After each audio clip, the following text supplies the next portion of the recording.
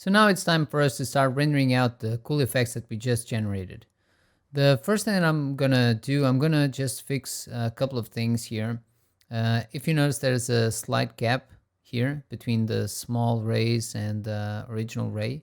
So the fix for that is pretty straightforward. So we can go here to the Thunderbolt main, and this is where we're merging everything together. So these are the small ones, and this is the big one. What we can do is we can actually snap these points. We can snap them to the surface before we actually copy the lines into those points. So we can, for instance, use array.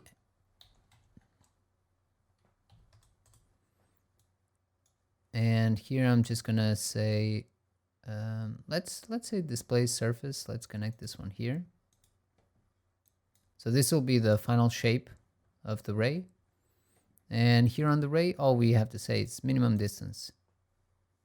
Okay, and that way the points will snap to the surface. When we copy the points there, we shouldn't see any gap anymore. Okay, pretty easy fix. I'm going to do the same thing for the Thunderbolt head. Just making sure that we have that settled as well. So let's create a array. I'm going to put it here, and the last version goes here, and we switch this to minimum distance, and that way we won't have any gap. These are actually much thicker, so I'm gonna go here to the set width, and I'm gonna lower the maximum width 0.8, just so they're more consistent. Yeah, I think that's gonna work. We're gonna be focusing on frame 10. We have both rays hitting, and this should be a nice render. And that's it. Now, let's turn this one on as well. And right now, I applied a shader here just so that it appeared like this on the viewport. Okay, just so we could see it pretty bright on the viewport. Let's switch back to the camera. But we're not going to be using this. The first step when you're trying to develop a shader usually would be to create a lighting setup. But in this case, most of the effects will be kind of self-illuminating. So that's not a concern right away. And since we're going to be starting with the Thunderbolts, with the main rays, that's definitely not an issue. But we do need to make sure we have a mantra node to render these out. So I'm going to go over to the out context, and here I'm just going to type mantra, and this will create a mantra node, and this is where we're going to be rendering. Now this mantra, you need to select the camera. So here I'm going to go, you should go all the way inside here. So this is the camera node that you need to select, accept. So that's the camera. And the next step, for now, we're just going to be rendering the current frame, which is going to be frame 10. The next step is going to be for us to go here to rendering. We're going to switch the rendering engine from ray tracing to physically based rendering. Nowadays, it's kind of the standard. And going over a couple of things here, just quickly explaining how this works in terms of how do you control the quality. Right now, the pixel samples is at default value of 3 by 3. This is the main parameter to control the quality of your final image. If you hold the cursor over the parameter, it's going to give you a very brief but very clear explanation about what it does. Essentially, this is going to be multiplying all the other samples that you do, that you have control over. By default, the ray variance anti-aliasing is also on. This means that instead of setting up a fixed value for the rays, okay, you only have one value.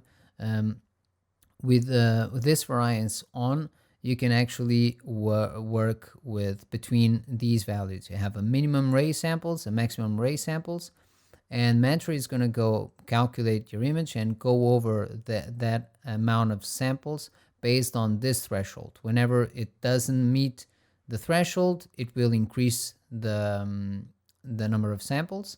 If it still doesn't reach the threshold that you set, it's going to keep increasing the ray samples all the way up to 9 multiplied by the pixel samples of 3. Okay, so these 3 plus this one will work together to control the quality and the amount of noise you have on the image. There are other controls that we'll be looking at, but for now these are the most important ones. Right from the start, what I'm going to do is kind of lower these just so we have quicker renders. So I'm going to say the minimum sample is going to be 1, maximum is going to be 4, just so it's a bit faster to render. The other area that is really relevant here, the other tab inside Mantra, is the objects. So this is very important because right now, and these are the default settings, the candidate objects has this symbol, an asterisk, and here as well, candidate lights. This just means that it's going to be considering everything that's turned on and visible. Okay.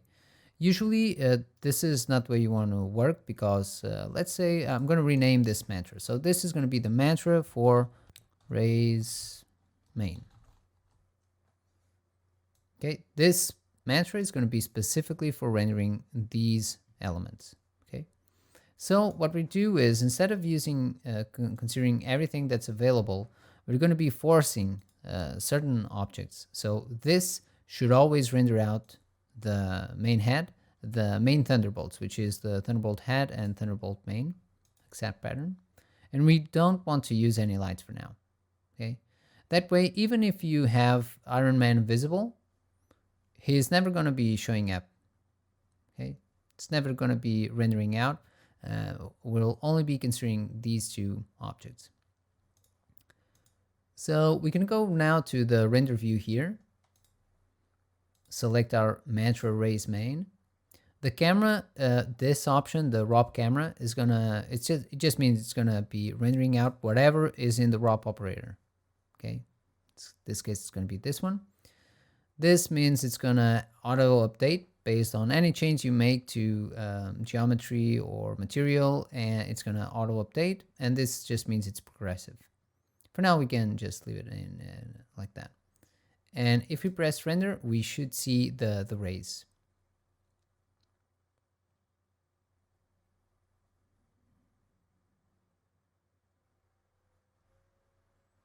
So these are the rays that we have with the material that I just previously created.